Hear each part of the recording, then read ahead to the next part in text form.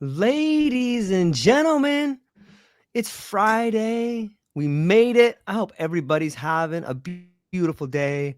I hope the sun is shining. I hope the birds are singing. I hope the wind is at your back. I have a question for everybody today. Are you listening right now? Listen up, everybody. Let me ask you this. What happens when the rigor of neuroscience meets the mysticism of ancient yogic traditions? My guest today, Lyubov Yusufova, stands at the fascinating crossroads of science and spirituality, embodying a rare synthesis of these two worlds. A doctor of psychology candidate at the California Institute of Integral Studies, an institution renowned for bridging Eastern and Western wisdom.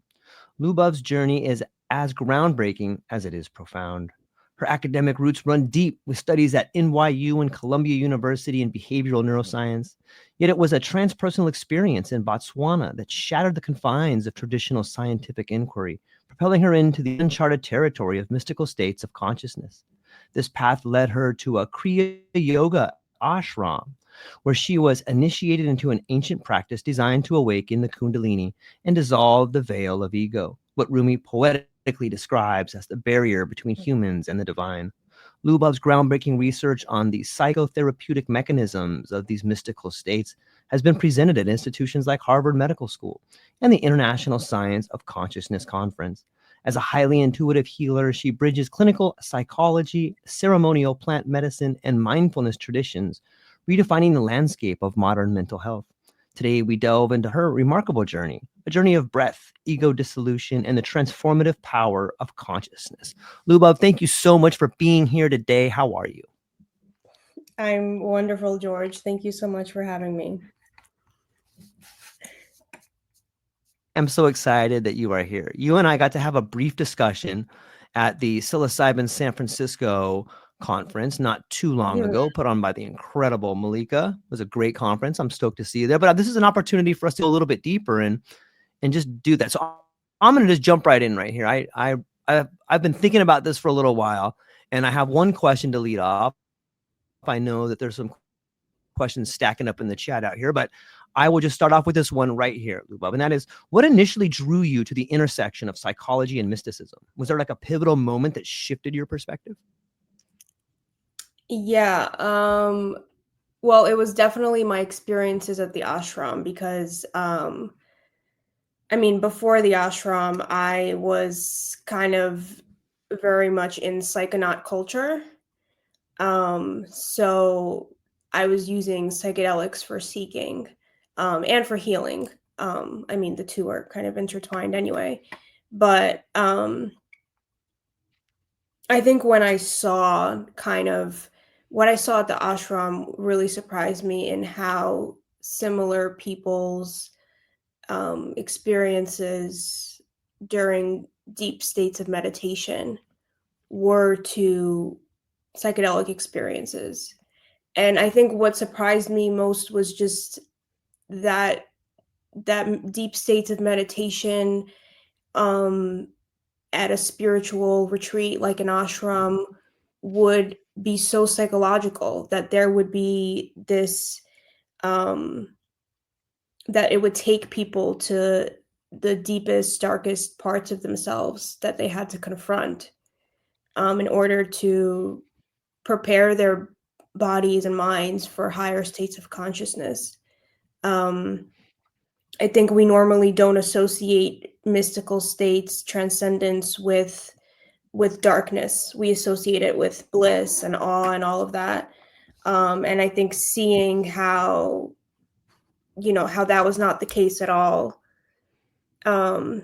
Existential psychologist Rollo May, he criticized transpersonal psychology, saying that that in pursuit of the transcendental, we neglect the dark side of human nature. But that wasn't what I saw at the ashram, and that's not what we see in psychedelic therapy either. Those states of consciousness actually become more available to you when you confront the darkness and the shadow. So yeah, I think just seeing how I was just surprised by how psychological, how healing mystical states are.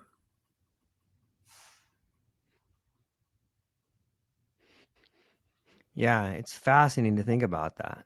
You know, when I think about the darkness, I think about trauma, I think about shame, I think about fear. And like those are very difficult places for an individual to explore. But it seems, at least in my personal experience, that where you stumble is where you find the gold. And those dark spots is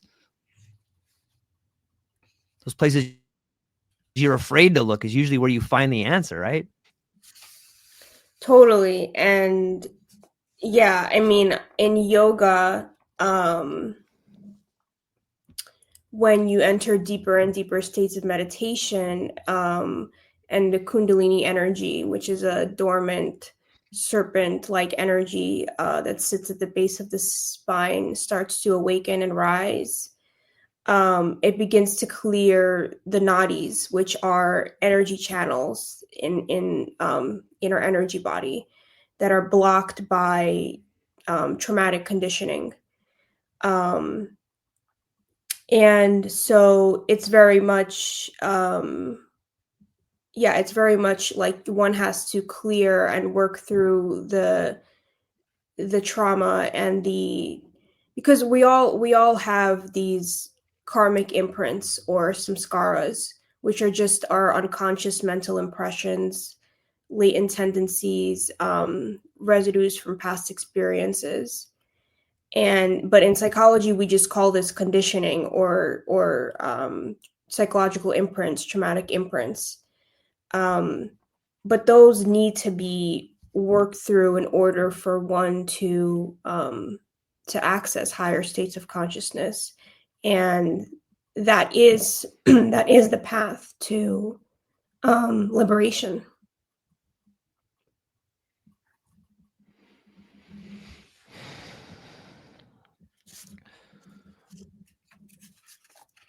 You spoke a little bit about being at the ashram, but maybe you could paint us a bigger picture. Like, what was your experience in Botswana like? Like, how did you decide to go there? Like, you're just like, I'm just gonna go to Botswana. Like, how did that trip even begin there? Before we start digging into maybe some of the revelations, maybe you could begin at the beginning. Like, were you called to be there? Was it something that was sort of like in your peripheral imagination, or what? How did that transpire? Yeah, well, the answer like is always the cosmic forces drew me there for a reason. um but yeah, I was drawn to I was like, The Lion King is still my favorite movie of all time, and it was, and that's why I was very drawn to African wildlife. Um, so, and I read that Botswana is like has kind of, with all the issues with wildlife conservation, they've kind of managed to preserve the most wildlife um, at this point, and so that's where I wanted to go.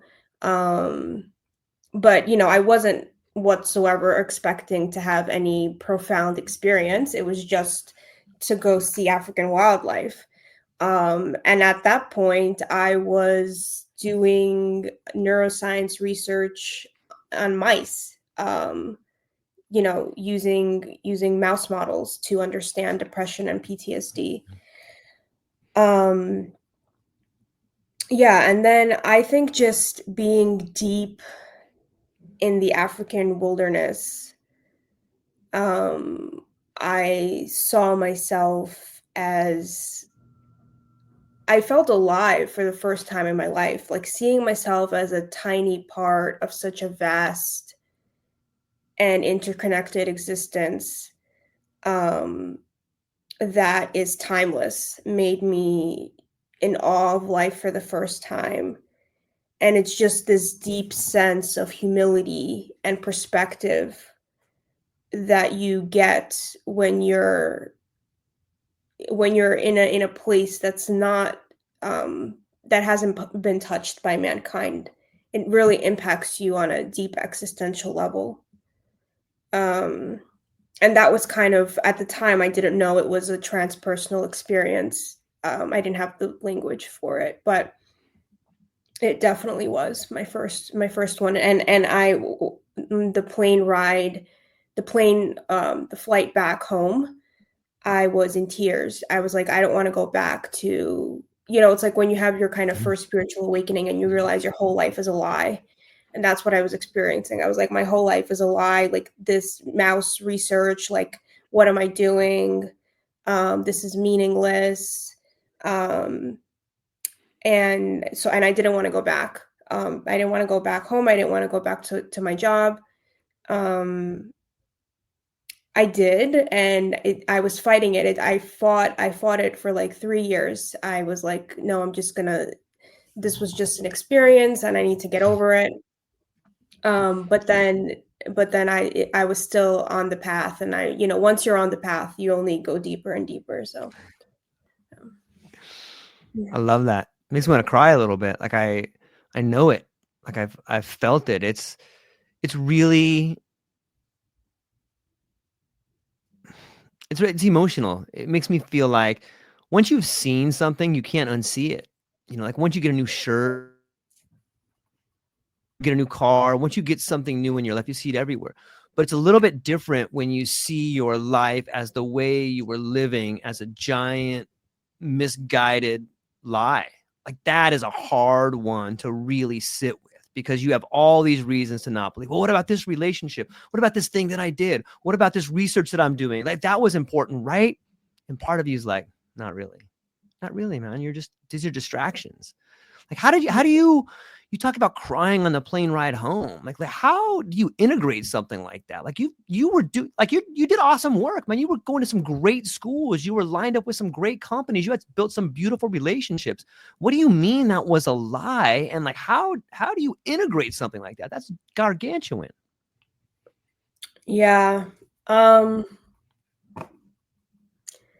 mean, these are all like cultural, like these are all things we value in our culture. Like we value the elite schools and the prestigious positions, jobs, and the whatever, the material things. And when you're in it, it's kind of like a fishbowl. Like you think that is it. Like that is where I need to find my happiness, where I need to find my liberation. Yeah, and stepping outside of it is it's so destabilizing. I was listening to Ram Dass a lecture. He recently said like a huge percentage of people that have mystical experiences say it's the best experience of their life, and that they never want to have one again because it upsets the apple cart. And you have to rearrange your entire life, and that's hard to do. I mean, it took me 3 years. I was crying on the plane, but then I still went back to my job. I still was like, no, like this is the way. It took me 3 years of being miserable to quit and join an ashram. And I love talking about this. I spoke about this at the psilocybin panel, the Yoga Sutras of Patanjali, how, it's a profound document, not just on yoga, but on life. And Patanjali begins it with just half a sentence. He says, and now yoga.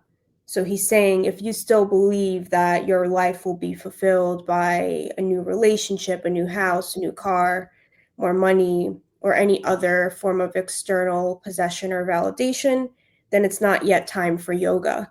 But now that you've seen through all that and realized that none of those things can truly fulfill you, now yoga.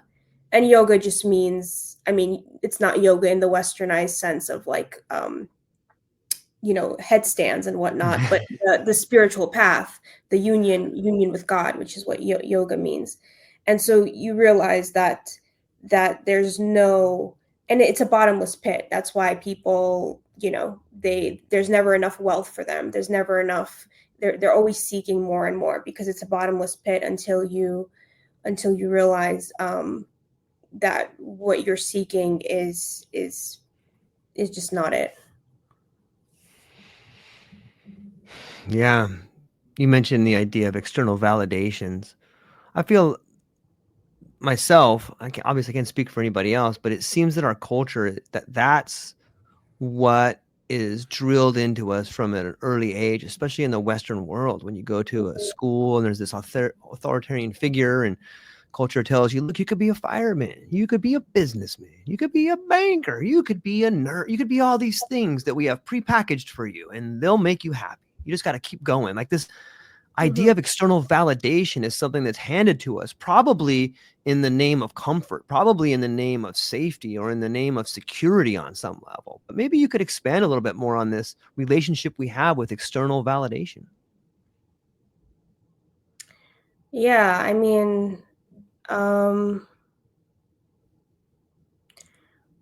why do we, yeah, that's a good question. Why do we rely on external validation? You know, of course there's evolutionary origins in that. Like, we can't forget that we are it's a very fine line, because we are animals, but at the same time we were given this self-awareness that is a gateway for liberation that animals can't achieve. But because we are animals, this need to be included in groups, group inclusion, there's an evolutionary survival reason for that. You're not gonna survive the winter alone. You need a tribe. So that runs really deep, that need for external validation, that need to feel included in a group, to feel like you have a system, a social support system around you. And so you're not going to do anything to compromise that. You're not going to, that's why it's so difficult to kind of go against the grain. But yeah, I don't know. I don't know, George. It's it's tough. We also like identify with who we think we are, and we build these identities around ourselves, and those identities need to get fed and fed and fed. Yeah. Yeah, it's so interesting to me, Lyubov, that like sometimes the very thing that makes you excited about life and seems like a superpower to you as an individual, the thing that makes you unique, is also your greatest pain. Like, which one are you going to feed? Like, I can do this. I have this dream. I believe in it. This is who I am. And you want to feed it, but the world around you is just trying to claw you back down. Like, no, no, no, no. You stay down here. Stay over here. Like, and when I speak to some people, whether it's in the veteran community or the startup community, like, there is this overwhelming sense of despair sometimes from people you wouldn't even think, like, that person's on top of the world. But the truth is, half the time they may appear to be on top of the world, but the other half of the time they're in this just pit of like despair on some level. It's so interesting to see that dynamic tension between these two forces. Like, does that sound familiar to you? Like, when you think about that? Well, why are they in despair when you talk to them? Because the thing that they're trying to create seems so far away. Maybe it's like imposter syndrome, or maybe it's the now yoga thing. Maybe it's part of them dying. Like, oh my gosh, you're sitting there watching all these things around you that you thought were real just beginning to fall away like detritus. Yeah. And I mean, it sounds like, from what you're saying, and I don't know if this is the case, but it sounds like they are still in this, they are still kind of chasing, it depends on where it's coming from. If they are still chasing this need for success, versus if there's just a, the Bhagavad Gita says that one needs to focus on the labor rather than the fruits of the labor. If you just focus on the fruits,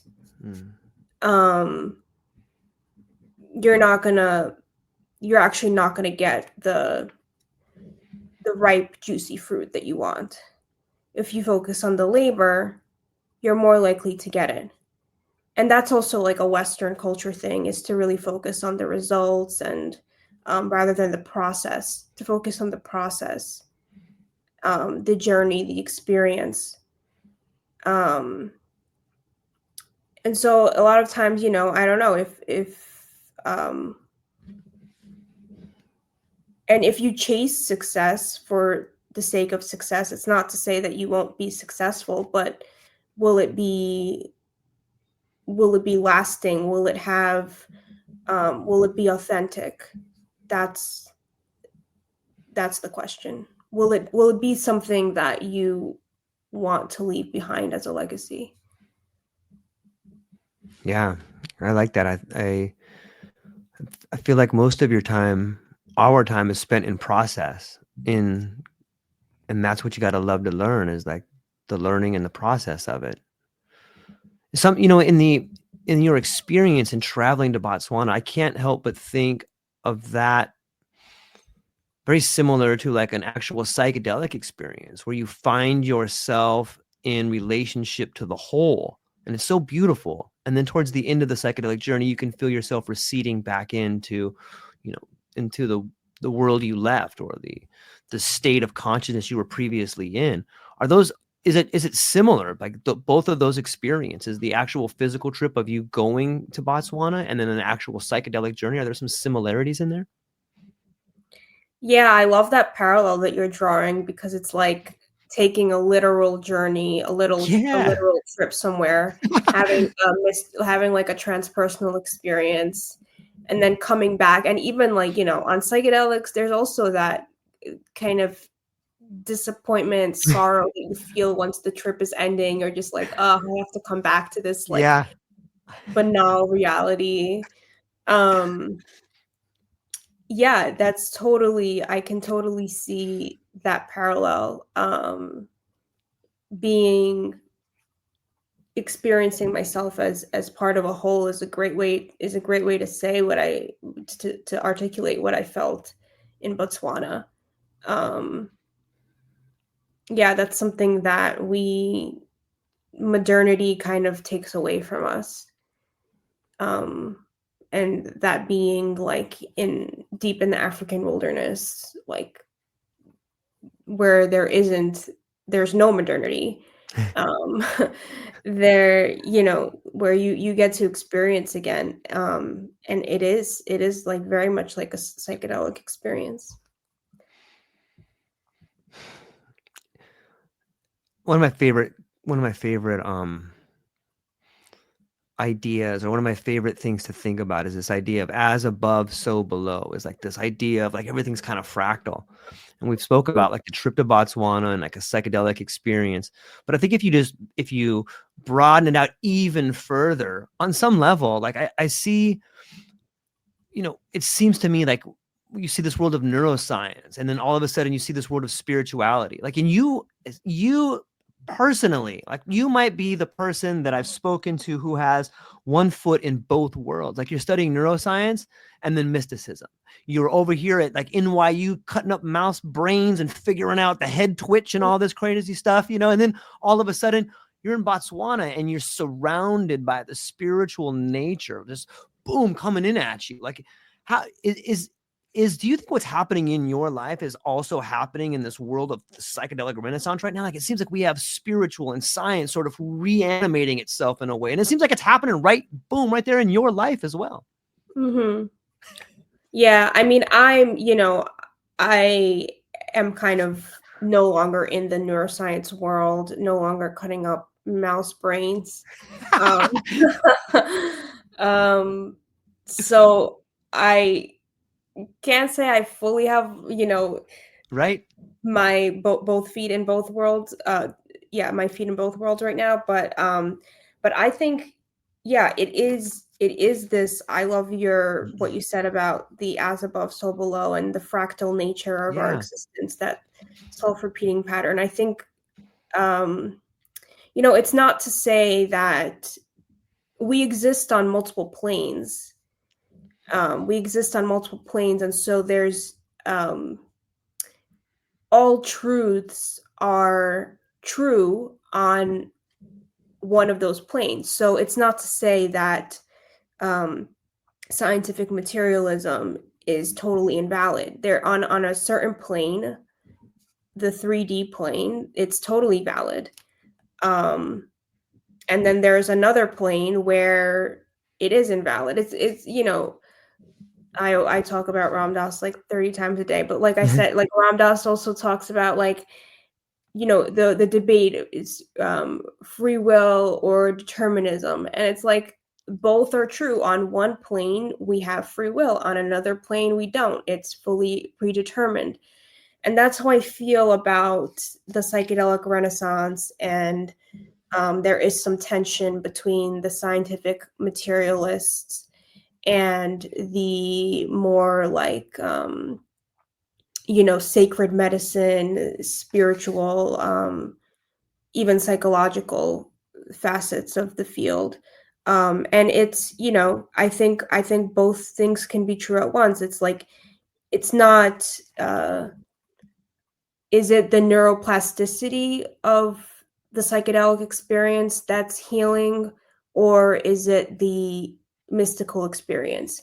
And it's both. I mean, a mystical experience is neuroplasticity, because Yeah. the essence of a mystical experience is, they talk about, there's the medieval book, The Cloud of Unknowing, or in Zen Buddhism. Oh, in Zen love it. Buddhism, there's beginner's mind, and it's like you put yourself in a state of consciousness where there is a rewiring of the way you normally see and think, and that is in and of itself, plastic. You're putting your mind in a very flexible state, in a state that you normally don't put it in. So yeah, it's all truths are true on some plane. Oh, The Cloud of Unknowing. What a great book. Like, and so much from you know, the medieval mystics on some level had this really incredible connection, and they were able to write it down, whether it's Aquinas or Julian of Norwich. There's just so many incredible individuals from that time frame that were trying on some level to present us with the ineffable, this sort of undescribable, or the ecstasy of Saint Teresa, when she talks about the cherub thrusting this rod with a spear made of gold into her chest, and how it was so painful but beautiful at the same time. Like, I'm so drawn to that. Like, it's amazing to think about. If we just stay with the ineffable for a minute, like, is that something that is unique to all of us, and maybe it's never meant to be explained? Maybe that's an experience for the individual to ruminate on some level. What's your take of this ineffable thing that happens from time to time, be it in a transpersonal experience in Botswana, at an ashram, maybe at the out in a park somewhere, or in a psychedelic experience? You're saying, like, do all human beings have the capacity to experience the ineffable, or what do you mean? We can I want to get there, but first off, like, why? This is just a silly question, but like, why is it ineffable, Lyubov? Is that the reason? Is it something that's bigger than words? There's no linguistic pathway, but there is an experience there. Like, any ideas on Totally. that? Yeah, totally. Those experiences transcend language. Yeah. They transcend rational thought. They transcend linear thought. That's why all of these, the mystics write in poetry. They don't Yeah. write in prose. The Bible is poetry. The Bhagavad Gita is poetry. Obviously people take it literally, but it's poetry. It's ineffable because um, you cannot put into words, and when you try, it just sounds like word salad. And um, actually, Michael Pollan wrote in his book. God, I'm forgetting the name of the name of his famous book. What I'm Oh, looking how at. to change your mind. Yes, How to Change Your Mind. Um, he wrote about how, there's these like platitudes, like, oh, everything is love. There's nothing but love. And like they just sound like platitudes to us, like meaningless cliches. But then when you have that mystical transpersonal experience, you're like, oh no, that is not just a like it makes sense to you. It makes sense to your Yeah. mind in that state. Um, and it's not that it's a platitude, it's that we've lost touch with with the meaning of those words, of those expressions. And then when your mind goes into a plane of consciousness that's not a linear rational thought, and you're able to see the truth of it, um and it's hard to hold on to it once that experience leaves you. Yeah, it's slippery. Like you think you can contain it. You can't, maybe you can touch it. It's like touching the fire. Like, oh, what? You forget all about it because the pain sets in. Like, what was that? It was Yeah. hot. I don't know. It was weird. I could kind of feel this thing, but it's Mm-hmm. interesting to think about. And you could understand, I can understand, like, so this kind of brings me up, this idea of, so many people that have this experience want others to experience it as well. And like maybe that sort of shared experience is what propels a consciousness and a society and a culture forward. But it also breaks a lot of boundaries. And it kind of reminds me of maybe like this last Renaissance, like in the 60s, when you saw like, hey, this whole psychedelic thing is way out of control. We got kids rioting in campuses. There's people talking about anti-war. There's drug problem. Like it's crazy. We need to shut this thing down. It seems on some level what was happening back in maybe the 60s or even the late 50s was sort of this similar spiritual awakening, but it made a lot of people really nervous. Do you kind of Mm-hmm. see that happening again in this particular experience we're having now, or is this my hallucination? Mm, yeah, but this time they are trying to rein it in with the science.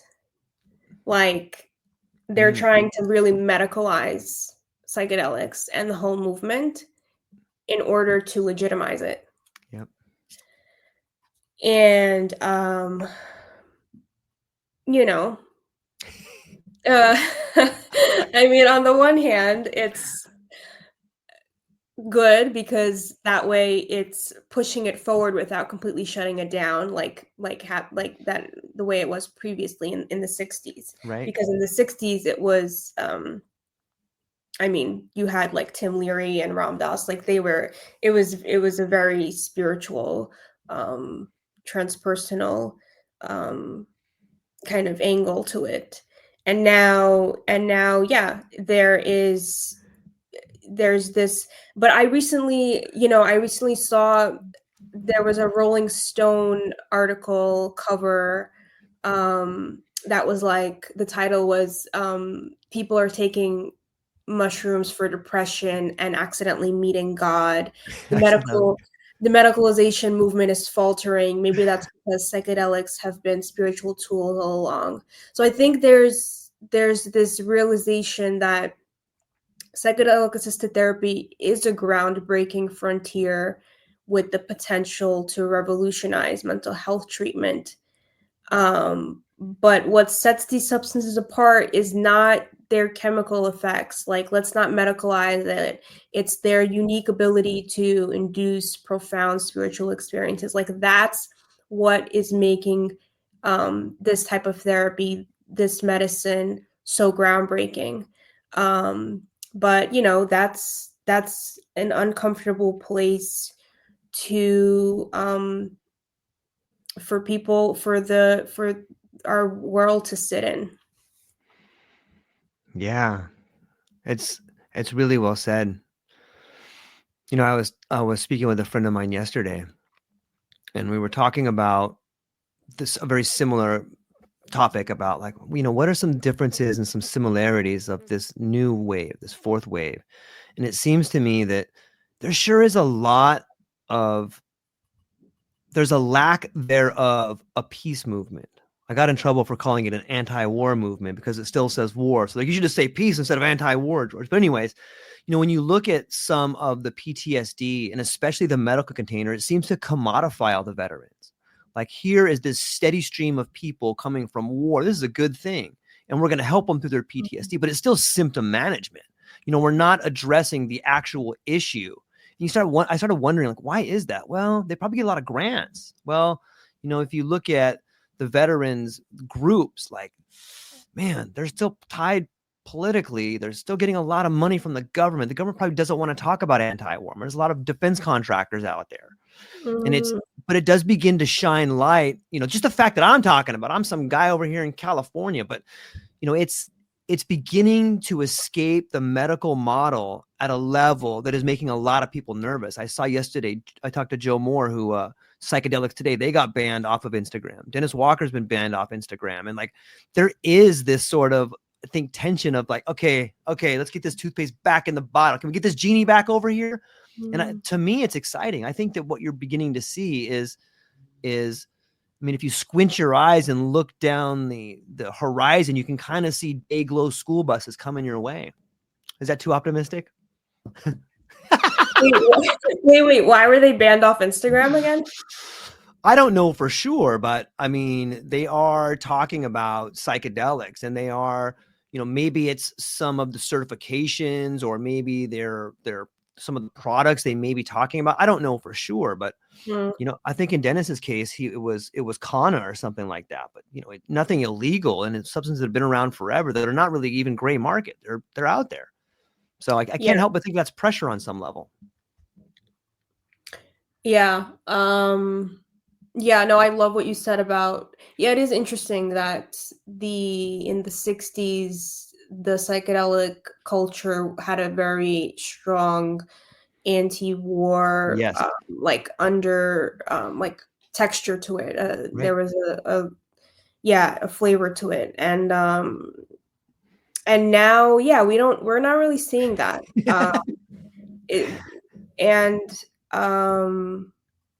And you're right. It's like, well, there's all these veterans who are traumatized by combat. And rather than addressing the fact that we are using war in order to make people rich, and to, and it's not just the veterans that are getting traumatized, it's also the victims of war. And rather than addressing that, it's all just so disgusting. It's just so I don't even know what to say about that. It brings up this. I have another question, and I'm curious to get your opinion as someone who has been through the life that you've lived. There's a great book called Society of the Spectacle by Guy Debord, and in that book he talks about anything that's created in misery will have the latent effect of misery later, be it a product, be it a food. And you start thinking about factory farming, or you start thinking about widgets made on Amazon, or, people in slave labor, or even batteries, like all these things that are being created in misery. And by misery, I mean the people making them hate doing it, whether it's a guy going to his job here as a UPS driver, or someone mining something somewhere else. Like, any product or any service that is created in misery will have that effect on the end user, a miserable experience. Do you think that that's true? Totally. And that is that is why I don't listen to, like, most pop mainstream music, because a lot of it's written from a place of pain. Mm-hmm. And I don't want my consciousness to take that on, to take that in. Yeah, I think like we are collective dreaming. It is a collective consciousness. So the one action, one emotion, one thought of one person has a ripple effect. And yeah, if there's I totally think that there's a lot of validity to that. Um yeah, and people are just not I forget who says this, like all of the world's problems are rooted in the fact that people are not able to like sit still alone with themselves in a room, because they're not able to confront what's what's on inside. And it's usually misery, anger, cruelty. Yeah, and they're just projecting it out into the world rather than cleaning it up within themselves, bringing more and more karma into this world. Oh man, I'm reminded of that great C.S. Lewis quote where he says, "I sat with my anger long enough. She told me her real name, grief." Mm, yeah, It's so beautiful, right? yeah, yeah. And our culture, yeah, people, I think there's this anger. It's interesting how people feel more comfortable in anger than in grief. Um, I think it's because our culture kind of conceptualizes strength and power as like aggression and anger and violence, and grief is a weakness, it's a vulnerability, and that's something that we look down upon. um yeah. I love it. I can't help when I look and listen to some of the younger generation, and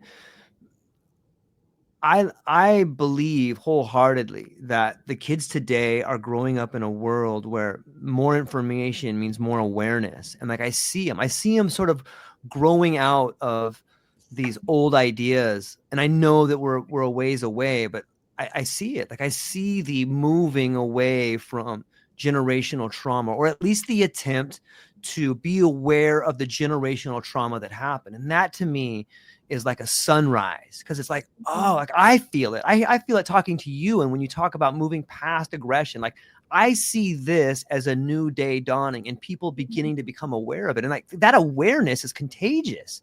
Is that, when you look at the future, and maybe it's just because where we are, Luba, maybe, you know, I can't speak for you, but I'm some guy in his middle ages and I'm like, oh, I see the world changing. Maybe that's just a change I see in myself, but I can't help but see these positive insights in the people younger than me, and it's changing faster. I know it's optimistic, but do you see these changes happening? Do you think that this new awareness is emerging at this time for a reason? Yeah, there's totally greater awareness in the culture of inner work. um like the age of Aquarius Yeah. is a very, it's a very internal age. I mean, therapy, all therapy, psychedelics, self improvement, all of this stuff is so mainstream right now. More mainstream than, I mean, you've been around longer than I have, no offense. but like I'm assuming, um in the time you've been alive, it's more mainstream now than it's ever been. And in the time that I've been alive as well, it's more mainstream, it's more accepted, it's more valued. And Mm. so yeah, I think there's this evolution of consciousness happening where people are realizing that, I mean, like I said when we started out, you don't become enlightened, like Carl Jung said, by imagining figures of light, but by making the darkness conscious. And so I think that's the point of all of this. That's the point of therapy and self improvement and psychedelics becoming mainstream, is in order for people to work through their own darkness, and then the consequent light can radiate out into the world. Yeah, it's interesting.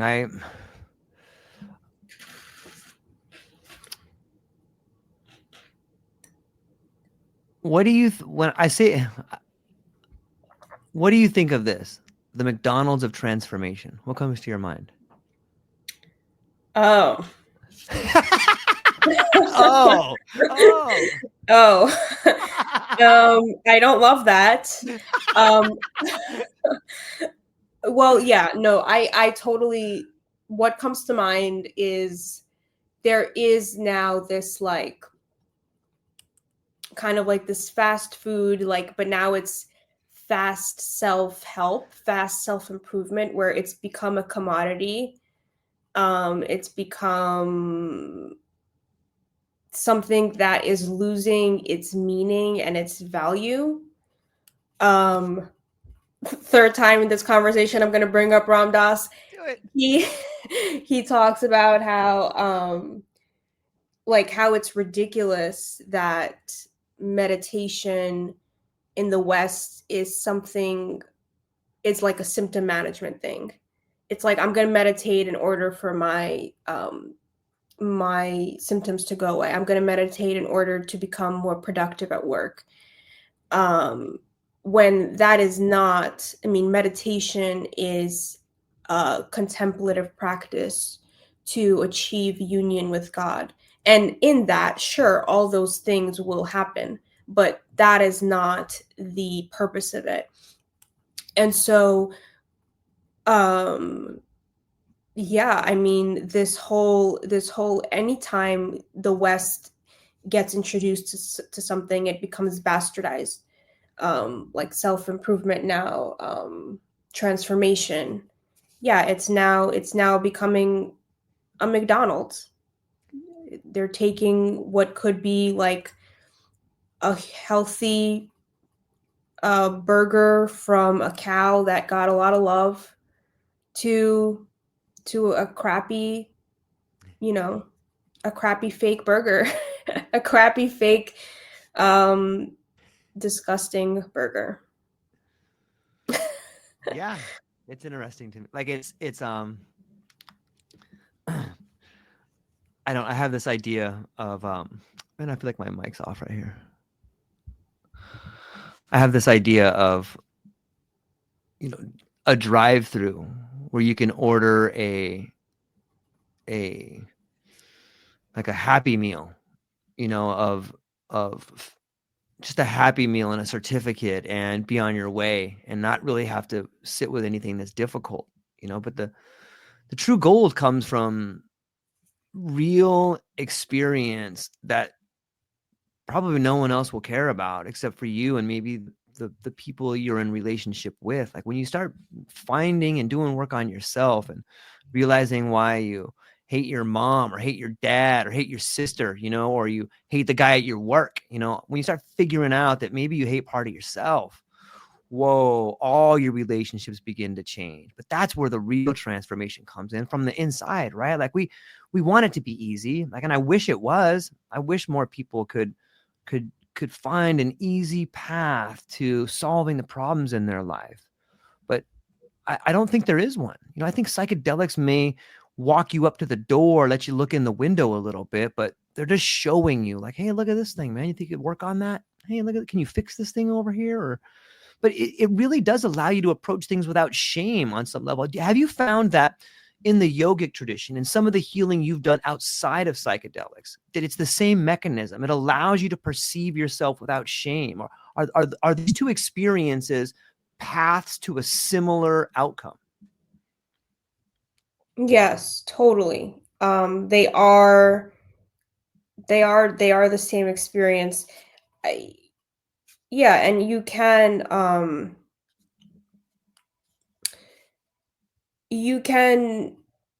see yourself without shame, when you like kind of shed those egoic layers, you can see parts of yourself without shame, but there is no, you have to feel the shame at some point. um you have to feel it, you have um to go through it. And like you said, there's definitely no easy way. It's not supposed to be easy. It's supposed to Right. be, it's brutal. This type of work, transformation, it is, um it's like death and the labor pains of rebirth. Rebirth is, like, if you think about birth, labor, it's painful. And same thing with transformation. Um so, and yeah, you kind of have to walk through hell uh to get to heaven. And Jesus said no one can enter the kingdom of heaven unless they are reborn. To be reborn, you have to, again, and this is poetry, this is not literal. The kingdom of heaven is a state of consciousness where one is liberated, one is at peace.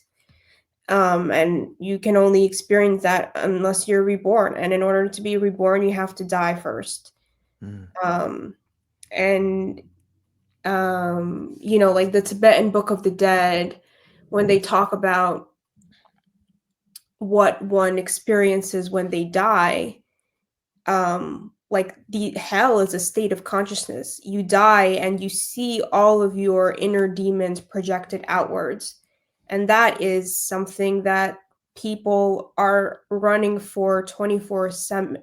24/7 people are running from that, unconsciously, but they are running from facing their own demons. But a death, whether it's a physical one or a psychological one, will force you to confront that. Yeah. I'm thinking of the collective dreaming again, you know, and it's a beautiful way to look at it. Like if we are collectively dreaming, you know, I see so much, I see so many ideas that no longer serve us. And in a weird way, I can't help but think that that might be the projections of a generation of people dying. Like if we look at ourselves if we look at the world and the human as one sort of organism, the baby boomer class around the world seems to be this giant generation of people. You know, and they led us through the 60s. They had tons of amazing ideas and they helped us get where we are today.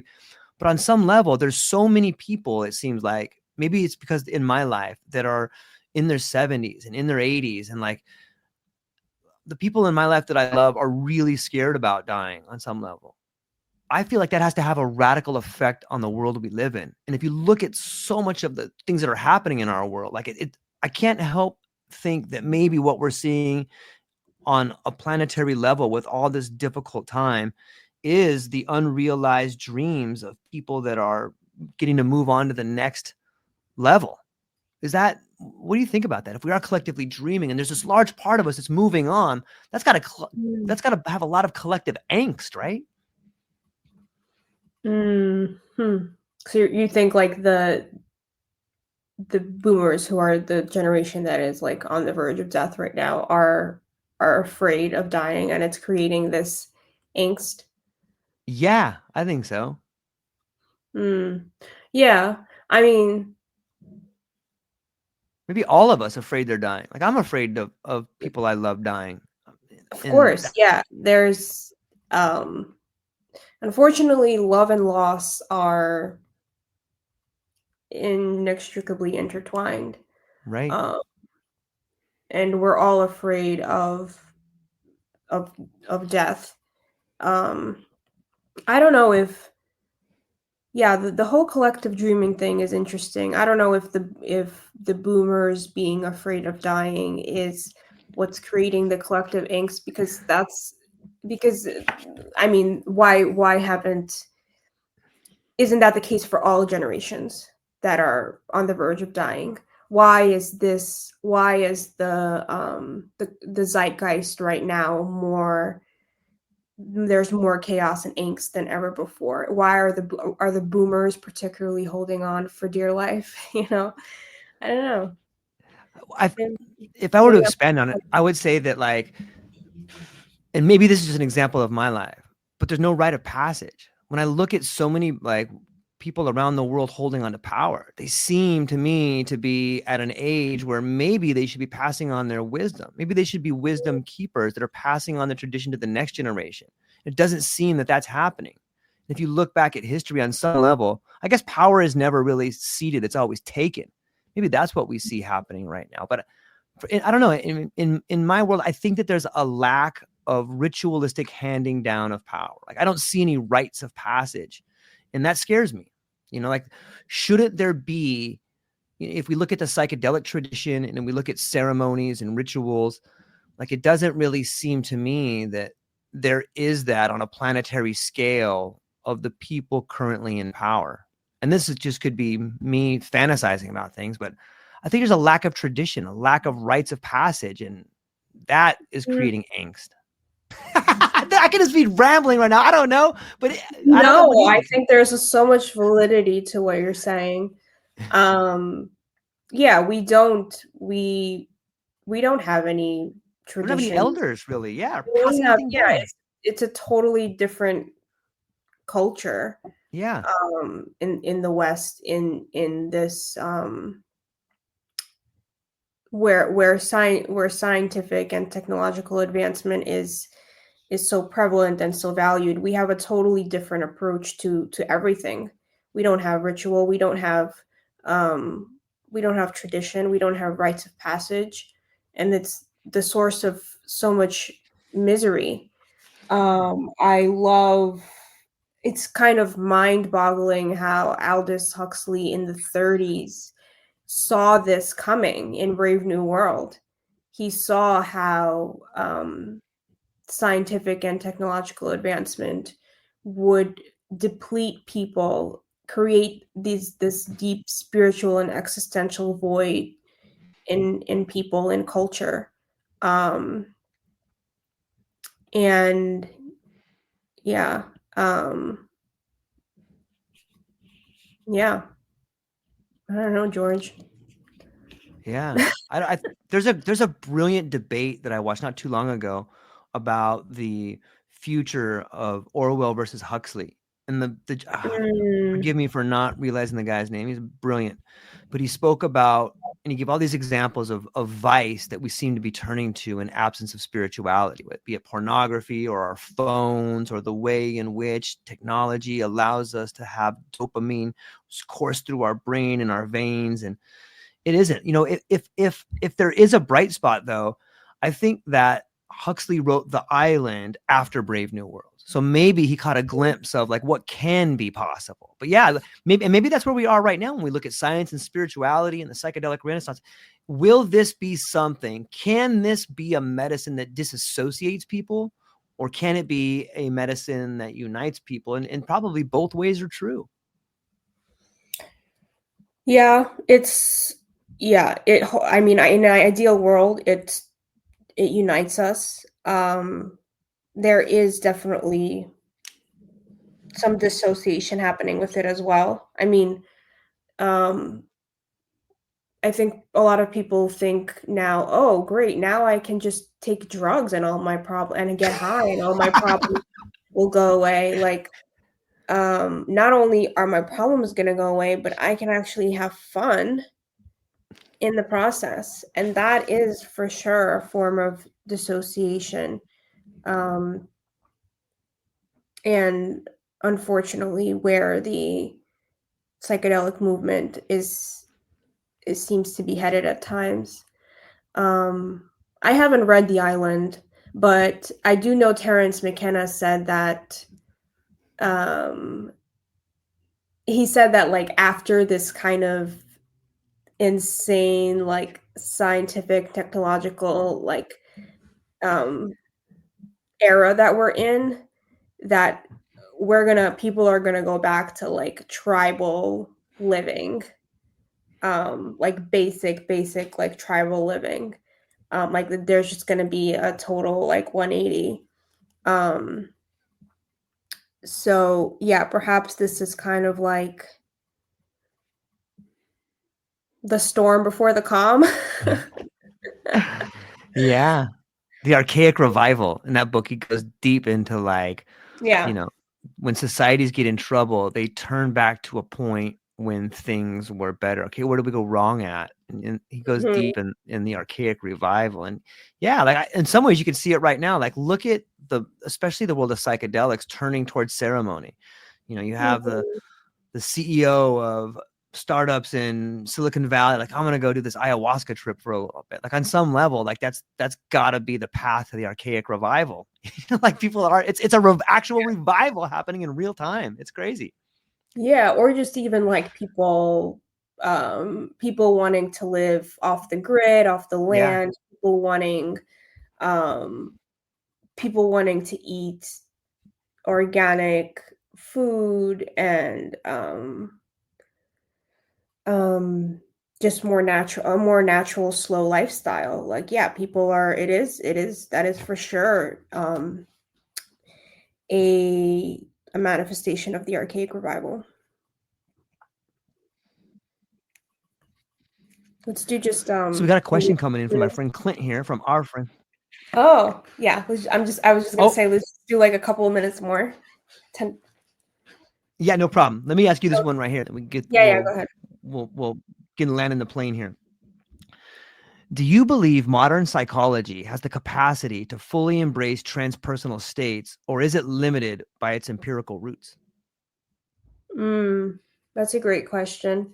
Um, it's totally, yeah, modern psychology needs a revival in order to embrace the transpersonal. This kind of behaviorist model that modern psychology, um, operates within, that framework is not conducive to understanding the more transpersonal nature, the more transpersonal spiritual needs of human beings. So yeah, it's definitely limited, I would say. Um, yeah. I agree. Lubab, you have been gracious with your time. So much fun talking. This hour flew by like it was 10 minutes. I feel like talk for another hour. I'm super stoked to hang out with you and talk to you. But before I let you, before we land the plane, maybe you could be so kind as to tell people what you got coming up, where they can find you, what you're excited about. Um, well, you can find me on my website, lyubovyusufova.com. Um, I am right now, I'm just letting things unfold organically. I feel like what the cosmic forces have been sending my way is a lot like public speaking opportunities. So, um, I'm going to be speaking in March in Paris at a Global Women's Power Summit. In May, I'll be speaking at a psychedelic social club. Um, yeah, so kind of that's been kind of what's been happening. So, and of course, I'm seeing clients and always doing my own work on myself. Well, fantastic. I think everybody within the sound of my voice should go down to the show notes, check out the website, reach out. It's an incredible conversation. I can't wait to see all the things in the future that you got coming up, and hang on briefly afterwards. But to everybody else, I hope you have a beautiful weekend. I hope the sun is shining, and if you get out there and do the work, the world will open up to you in ways you can't imagine. That's all we got, ladies and gentlemen. Have a beautiful day. Aloha.